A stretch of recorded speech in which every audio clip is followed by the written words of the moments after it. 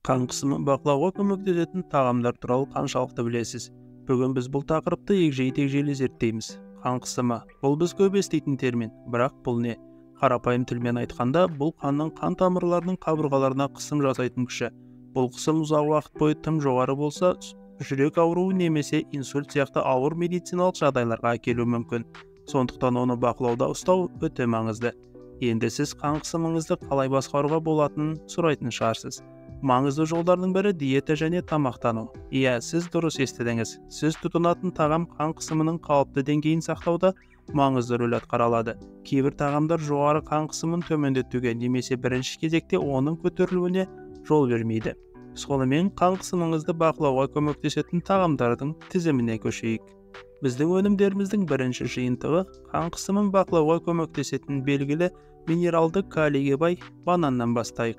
Олар ыңғайлы тағамдарға да емес, сонымен қатар калийге де бай. Бұл минерал жағымсыз әсерлерді теңестіруге көмектеседі. Тұз қан тамырларының қабырғаларындағы кернеуді жеңілдетеді. Осылайша қан қысымын төмендетуге көмектеседі. Келесі кезекте тәтті картоп. Бұл дәмді тамыр көкөнісі калийге ғана емес, сонымен қатар қан қысымының қалыпты деңгейін ұстап тұруға қажетті магний мен кальцийге де бай. Бұл сегментте апельсиндер туралы ұмытпайық. Бұл цитрус деликатестері С дәруменіне ғана бай емес, сонымен қатар калийдің тамаша көзі болып табылады. Күніне апельсин жеу қан қысымын сау сақтауға көмектеседі. Бұл калийге бай тағамдардың бірнеше мысалдары ғана. Келесі өнімдер жиынтығына көшейік. Келесі бізде магнийге бай тағамдар бар. Бұл қан қысымын бақылау үшін тағы бір маңызды минерал. Шпинаттан бастайық. Ол тек магнийге ғана емес, сонымен қатар басқа да қоректік заттарға бай жасыл жапырақты көкөніс. Бұл суперфуд қан тамырларын босаңсуға көмектеседі. Осылайша қан қысымының деңгейін реттейді. Бадамға көшсек, бұл қоректік заттарға бай жаңғақтар магнийдің керемет көзі болып табылады. Бір уыс бадамды үнемі жеу қан қысымын сақтауға көмектеседі. Ал авокадоны кім ұмыта алады? Бұл кремді дәмді жеміс жүрекке пайдалы моноқанықпаған майларға және маңызды мөлшерде магнийге бай. Бұл салаттарға немесе тұтас дәнді нанға спред ретінде тамаша қосымша.